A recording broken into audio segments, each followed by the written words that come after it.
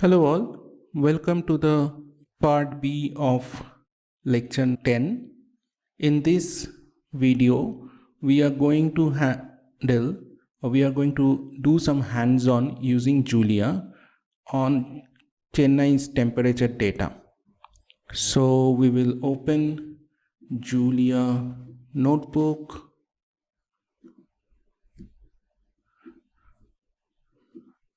We want to open the Julia 1.8.2.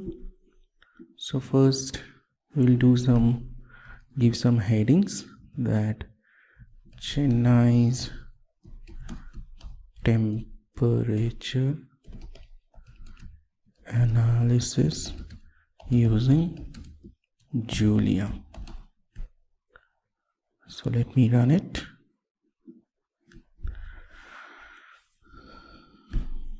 Now, first we will do using CSV,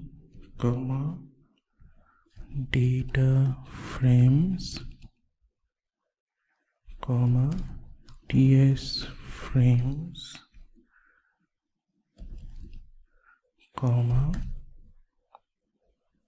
dates. So these are the packages we will need. CSV will read the CSV file and then we will put it in a data frame. TS frame is another package which is built on the top of data frames. It helps us to handle time series data, and then dates are essentially help us to do some date operations. So let us run this.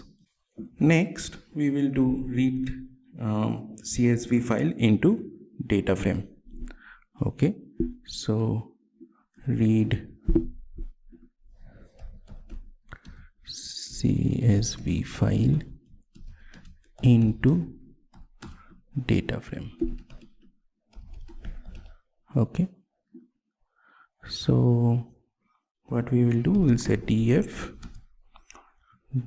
data frame from CSV dot file, will do open quote unquote, and then this is the file that we want to read, and let us run that. So it has read 11,894 rows and 5 columns. So first column is time, but it read it as a string. So date is rated as a string, so we need to convert it into string. T average is the average temperature of Chennai. T mean is the on that particular day. So 25.2 is the average temperature of Chennai on 1st January 1990. So T mean is the minimum temperature of Chennai on 1st January 1990. T max is 28.4, which is 28.4 is the max temperature on 1st January 1990. And precipitation 0.5, some precipitation took place on that particular day. So next what we will do, we just want to work with the average temperature and the date. So we will keep these two columns, and so that it will become we don't have to worry about the other columns. Okay, so what we will do, we will just say df colon, and we will have time comma T average VG, and we don't want to print the entire column, so we will just say first print the first 5 columns. So now it has printed the first 5 columns. Now df has only 2 columns, time and the T average. Okay, now we will do some data cleaning and data pre-processing. Okay, so data cleaning and pre-processing. So okay, so the first thing we will do, we will take this string and we will just convert it into date column. Okay, so df dot time, from df I'm just extracting the time dot df dot time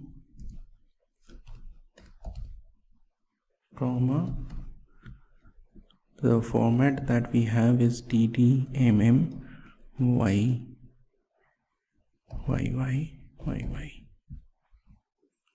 And obviously I don't want to print the whole thing. If you don't give this semicolon, it will just print the whole thing. If you go up, you see I have not put that semicolon, so pretty much it printed a big chunk. So I don't want to print the big chunk, so I want to just say okay, print the first 7 columns. Okay,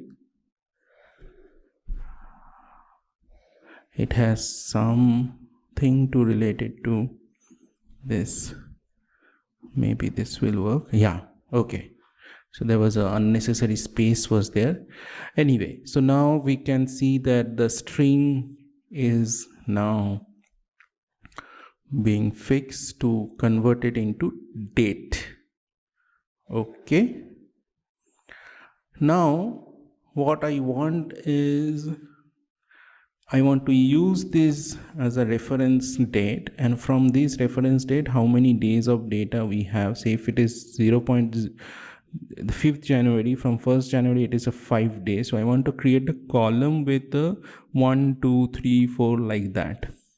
Okay, so first what I will do, I will write a reference date which is simple a date, and 1990 0101, and the format is, so I'm giving a string and then I'm telling, okay boss, this the format is this. Okay, so this is the, I am defining a variable, and then I'm going to say that create a column df colon exclamation mark colon t, and in this you create a column where you just subtract time dot minus this reference date, put it in a, okay, yeah, so I'll just put it in this, and then if you just essentially print the first few columns, maybe 5 columns, so you can see that it has created a new column with the 0 day, 1 day, 2 day, 3 day, like this. But this is a day column. I want to convert it into integer, because at the end of the day I want to supply this t as a as a part of my model, because I want to check if over time this function, this average temperature is increasing or not. So I want to model average as a function of t. Okay, so that is what I want to do. So df colon t, sorry, no, I should have this exclamation mark colon t. So I have to convert this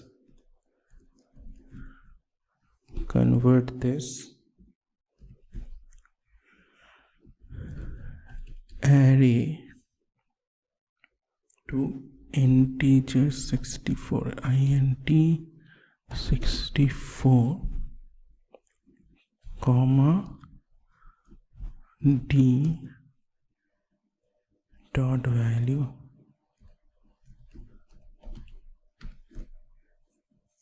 for t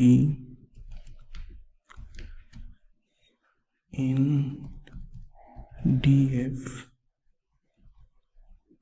exclamation mark comma colon t. Okay,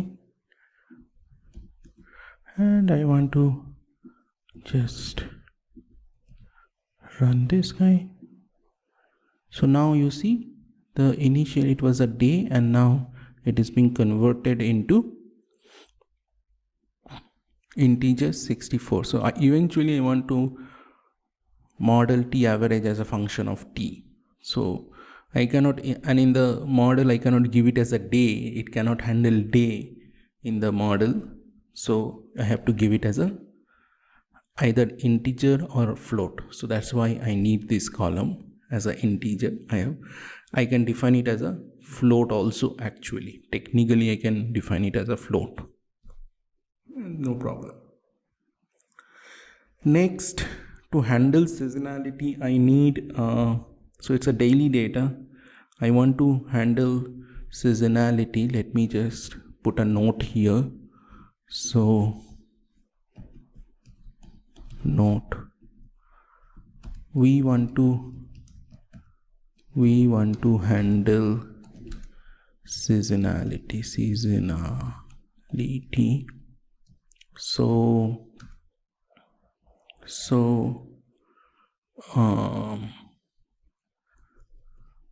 by adding sine omega t and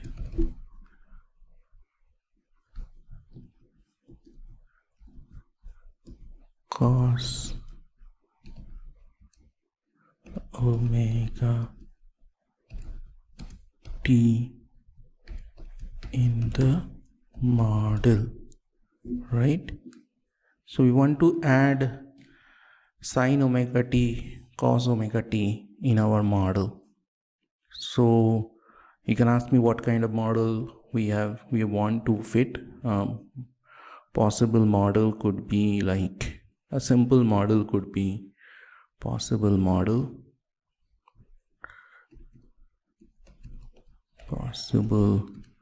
model could be easily say t average equal to beta naught plus, so t average is already there, t say and t we want to put, so beta 1 t plus beta 2 so we just want to take sine omega t to model the seasonality, then beta 3 cos omega t, right, plus epsilon. Okay, so this is the model that we want to fit. Suppose this is the basic model that we want to fit. Now we have t column, but we have to have a omega column as well, because sine cos the formula term can handle it, but we need to provide a omega. So let us define omega. What will be our omega? So this is an advantage of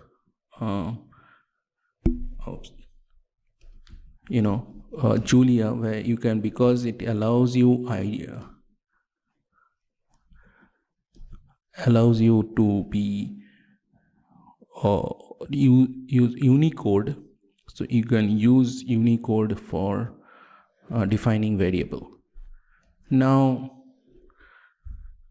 so I'm saying that 2 pi by f is my frequency of the day. So this is a year. On a year, I have 365.25. So technically we typically take year to be 365 days, but we know in order to handle the leap year, I am giving it as a 365.25 so that you will not have to, we don't have to worry about the leap year thing. So it will be automatically taken care of. So let us write this. So this is the value of omega. If you want to check, in fact, what is pi? Pi is 3.141. So this is all default setup. We just defined it. Now we want to add a column of omega, df, comma, colon. So W stands for omega. Fill with omega and how many? The size, whatever the size of the data frame, the first. So let me just what is size of the data frame? Size of the data frame is 11,894. So I'm just saying that create a vector of 11,894, fill it with the value of omega and add it as a column named as omega. So I want to print the first column, first 5 rows. Okay. So now you can see that we have a column with all values to be omega, the constant values and t values. All right. So I think now we are almost done. But remember that in the t average still we have this question mark, means there are some missing values are there.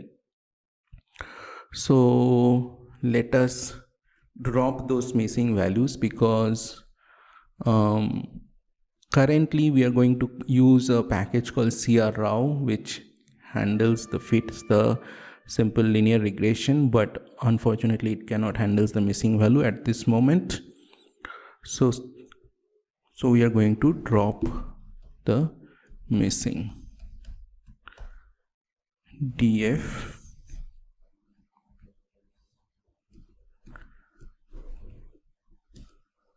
and print the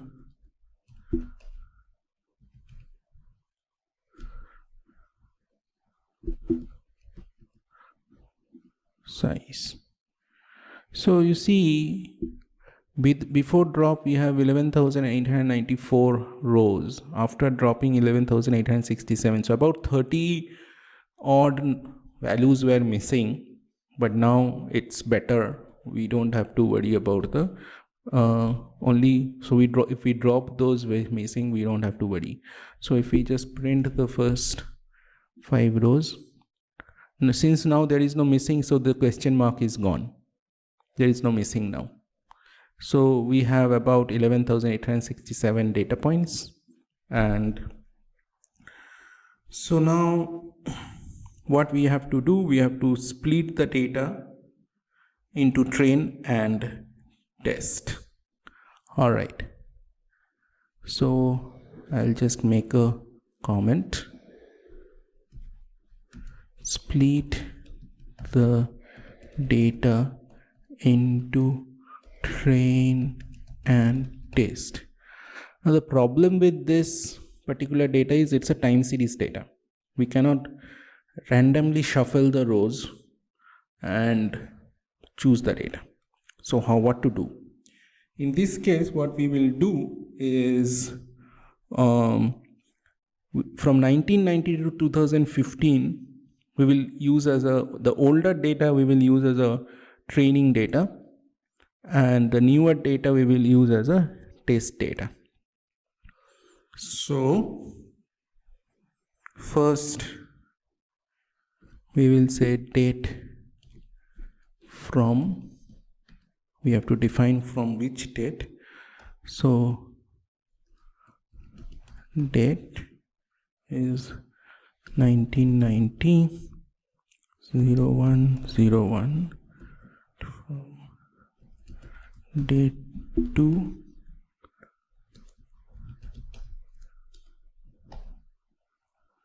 2015 01 0. Sorry, we should take 1231. Okay, I don't want to print here, and my train data will be, so I'm going to use the TS frames subset function.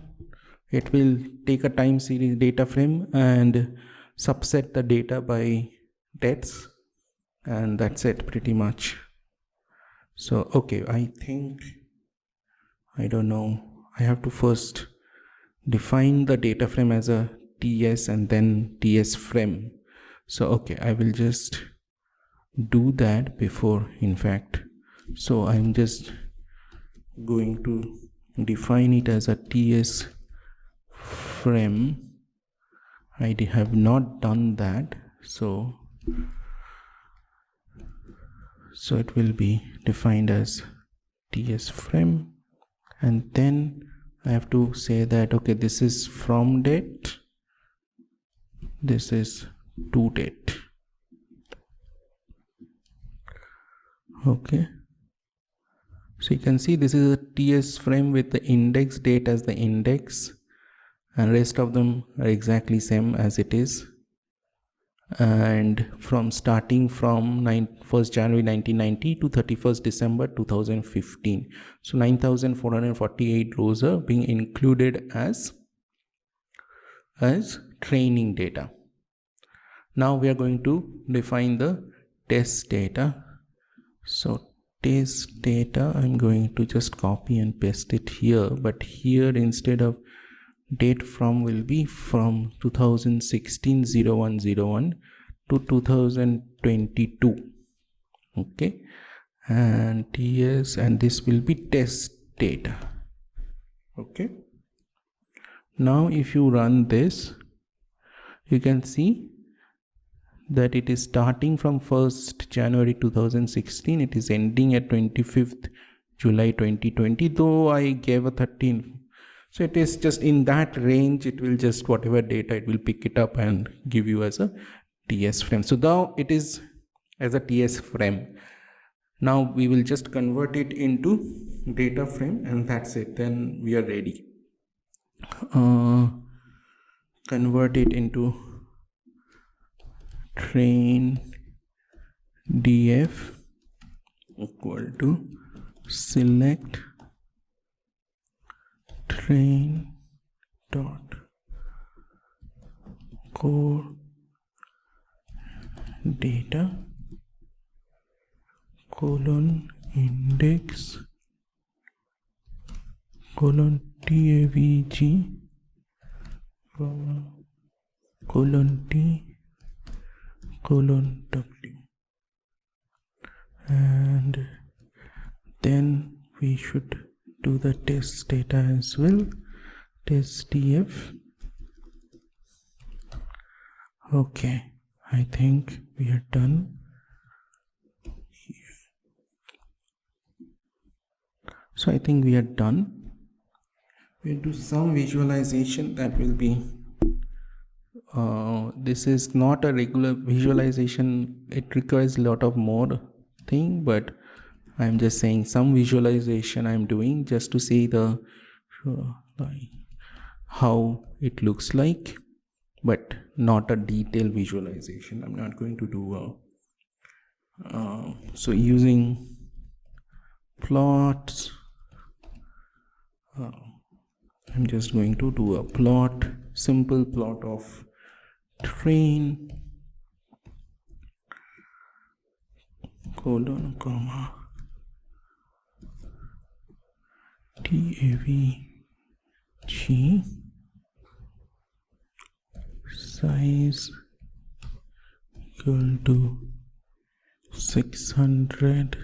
This is the width, this is the height. I don't want any label, so if you just run it, okay, so over time it has, you can see that there is a clear sinusoidal behavior. So let us try to model it. Okay, now we want to start do the predictive modeling with CRRao package. Now we can ask predictive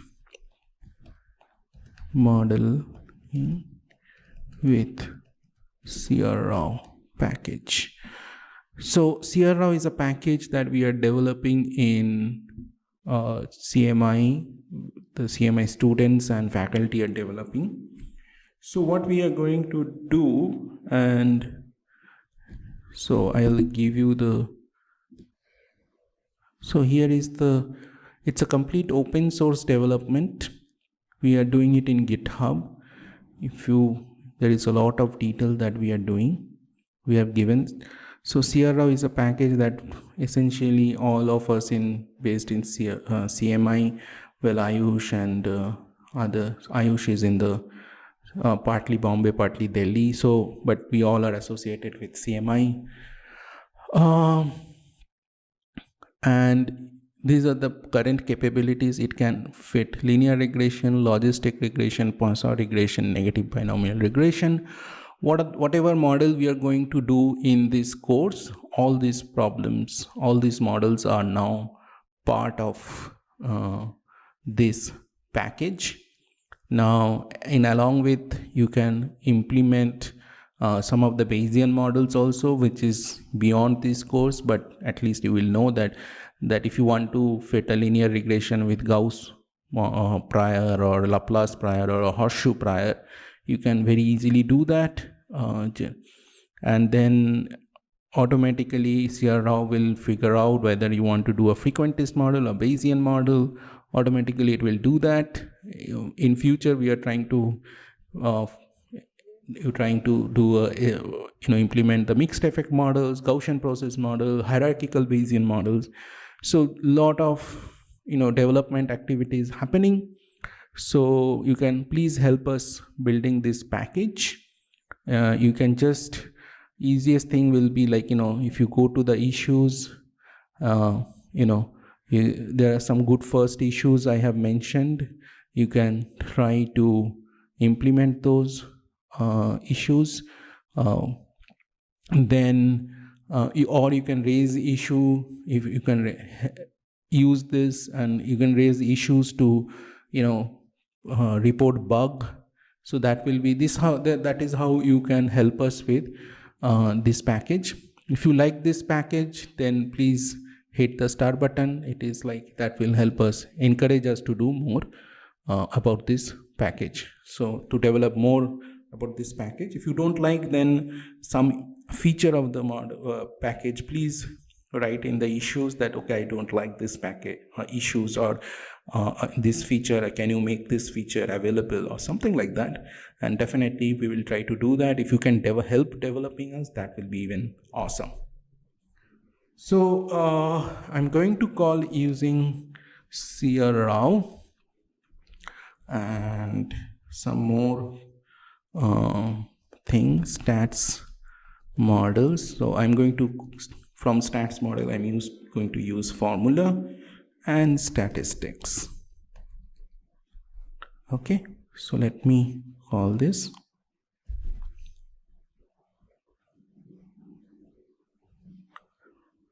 Okay, now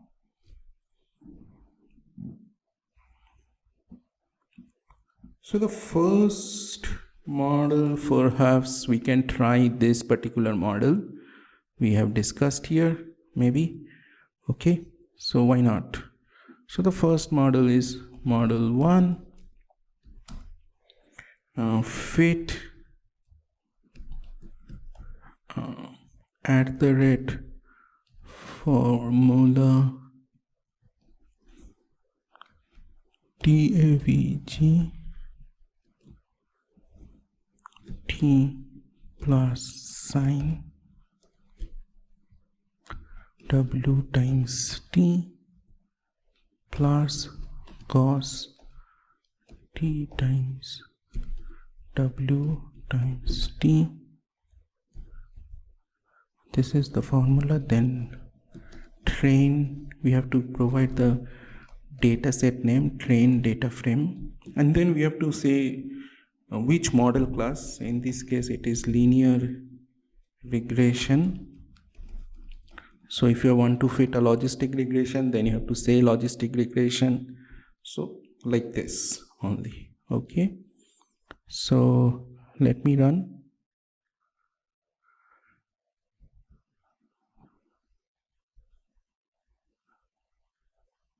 And here is the fitting of the model. Okay, so some summary statistics we can pull. Summary statistics, maybe R2 of mod 1 is the R square, and then adjusted R2, I think ADJ R2 mod 1 will give me adjusted R square. So I can then AIC will give me the AIC of the model, then BIC will give me the BIC of the model. Then if I call sigma, that will give me the standard deviation or residual standard error of the model. But these are all in sample summary statistics. Okay, now if we try, we'll do outsample statistics, but we want to bring another model, maybe a little bit more complex model, few more Fourier terms, develop a model with few more Fourier terms. Develop a model with few more Fourier terms. Okay, and then this is the second model. So, and what I'm going to do, I'm just going to copy this and just add this here and say sine 2 omega t cos 2 omega t. Maybe one more Fourier, 3 omega t cos 3 omega t. Okay.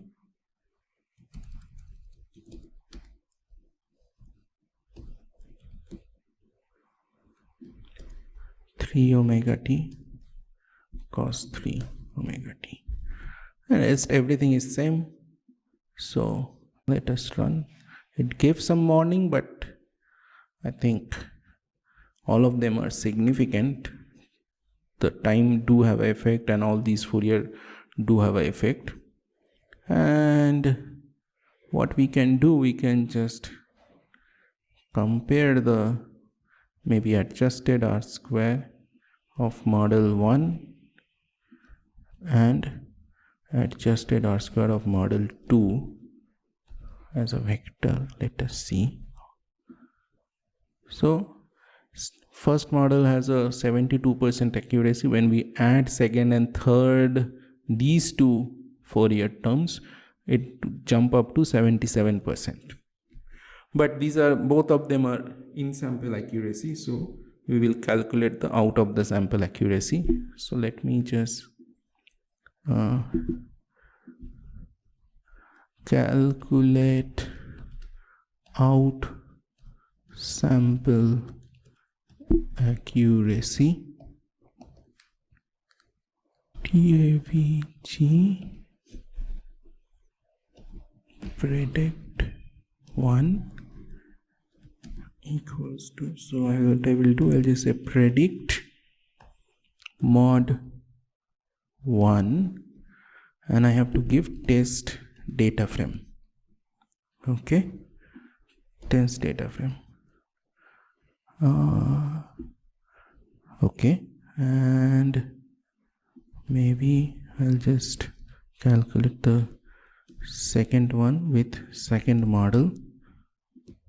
So this gives me the predicted value of average in the test data frame. Now what I'm going to do, I'm going to calculate the root mean square error. Root mean square error. So RMSE1 equal to square root mean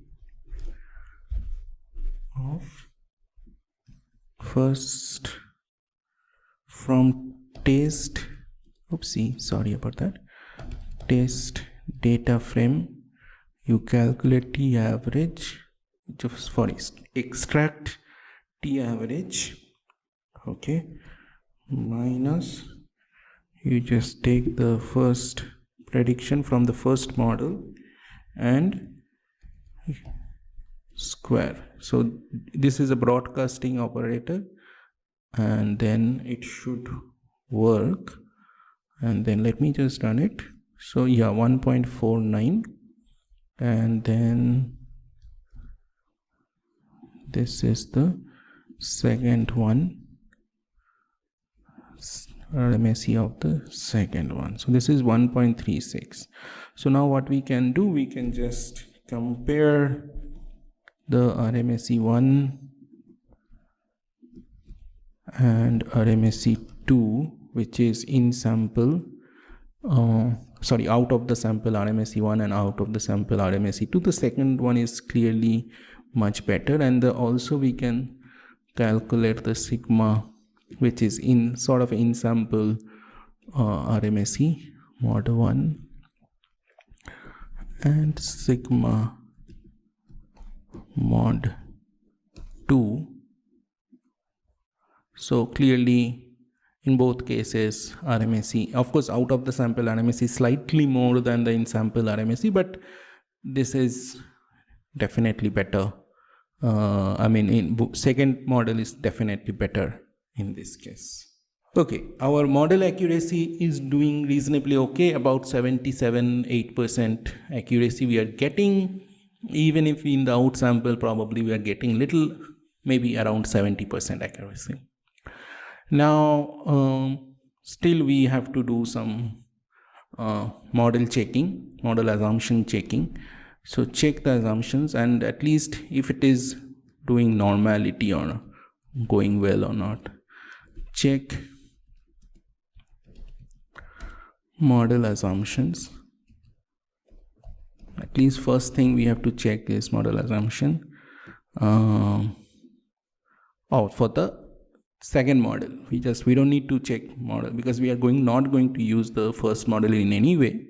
Second model is significantly better than the first model, so we will just do the checking the model assumption of the first model. So let's check first normality. Check normality. So what we will do, we will just run a Kolmogorov-Smirnov test for normality using hypothesis testing is a package, and distributions. Okay, so case test is exact one sample case test, and we have to give residuals. Okay, so what we will do, we have to first, so resid 2, from the resid 2 will help me imagine, okay, this is from the model 2, resid residuals from mod 2, and this needs to go to Kolmogorov-Smirnov test with normal distribution. The test will be against normal distribution.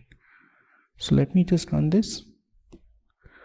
Okay, it's saying that I don't have the hypothesis testing. So let me just pause the video. If I just run this piece of code, it's saying that it will import the hypothesis testing. So let me just pause the video and I'll come back. Once I'll install and I will come back. Okay, I realized that there was a spelling mistake. It should not be hypothesis testing. This should be hypothesis tests. So that's what the issue, I think. So let me just run it. Yeah, and it's ran, and for two-sided test, the p-value is really small. In fact, if you just want to see what is the p-value, if you just provide the test itself, it will extract the p-value and print it for you. So it's like really small p-value, so it cannot really test the model. So what we will do, we will just also check how the actually residual behaves. So is it really bad? Let me just do residual residue with no label, maybe.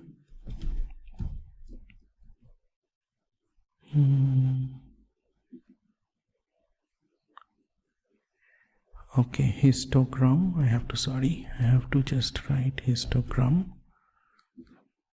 So okay, this is the histogram of the residual. It's not bad. It's almost like a bell-shaped. Only thing, it has a bit of a long negative tail. So that means that it has essentially it means the way, if you see, it looks like it is underestimated. It is doing some underestimation probably. So like an underestimation happens when probably if a model is saying that okay, it will be 30 degrees Celsius and turns out to be it is 32 or 33 degrees Celsius. So naturally there will be a negative of the negative residuals, and that residuals we are seeing here, there are quite a almost 6 degree difference in the predictions. And that has also happened. So let me just stop here. So that means normality is an issue. Model's predictive accuracy is reasonably okay, almost 70%, 78%. So we cannot, if we want to go and say that okay, this is beyond reasonable doubt, that the main problem that we will face is here, and I'll tell you what the problem is saying. So based on these analysis, when we are running this model, based on this analysis, the coefficient of t over time is positive, it is increasing, and p-value is really small. Confidence interval does not include 0. Now the problem now we are facing is, so based on this, Chennai's temperature is increasing. Now somebody can come and say that, well, your underlying assumption is that your residual follow normal distribution. Your normality assumption does not hold good. Okay, clearly normality assumption doesn't hold good. Kolmogorov-Smirnov test reject that assumption. Therefore,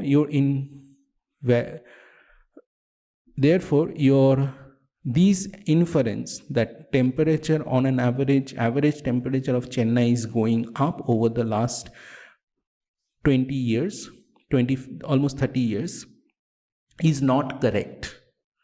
It's not correct because your underlying assumption is wrong. And what is the probability that it will be correct?